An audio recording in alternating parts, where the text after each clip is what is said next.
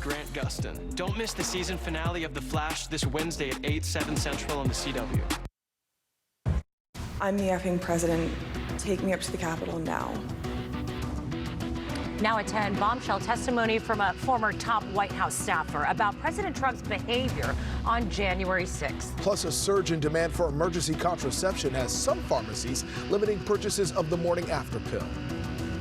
And it's a popular food delivery service. Now, Daily Harvest is facing multiple lawsuits after customers end up in the ER. Some even undergo emergency surgeries. Now on the news at 10.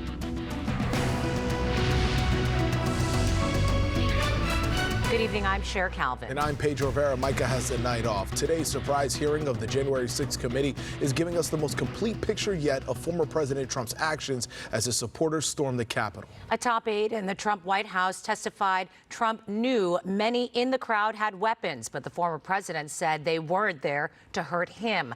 KTLA's Chris Wolf is here with the key moments from the hearing. Chris. That's right, Sharon Pedro. Former White House insider Cassidy Hutchinson says President Trump was out of control on January 6th. Trump tonight, though, is claiming he doesn't even know her, but believes she's just a disgruntled former employee. As an American, I was disgusted. It was unpatriotic. It was un-American. We were watching the Capitol building get defaced over a lie. Former top White House aide Cassidy Hutchinson delivers verbal bombshells to congressional investigators, delving into the storming of the Capitol building on January 6th, 2021. Hutchinson was an aide and assistant to former President Donald Trump's White House Chief of Staff, Mark Meadows. She paints a picture of a commander-in-chief on a downward spiral, unhinged, trying desperately to seize a second term as president when Congress was confirming the result of the 2020 election in favor of Joe Biden. Hutchinson says minutes before Trump took the stage at a rally, he urged Secret Service agents to remove metal detectors to let people in with weapons because, quote, they're not here to hurt me. She says Trump and some members of his inner circle ignored warning signs of potential violence on the Hill. Quote, Congress is the target in the days leading up to the deadly violence. Hutchinson says there was talk the morning of January 6th about people showing up to support Donald Trump and what they were carrying. Knives, guns in the form of pistols and rifles, bear spray, body armor, spears, and flagpoles. And she recalled Donald Trump's reaction. I was in the vicinity of a conversation where I overheard the president say something to the effect of, I don't effing care that they have weapons. They're not here to hurt me. Take the effing mags away.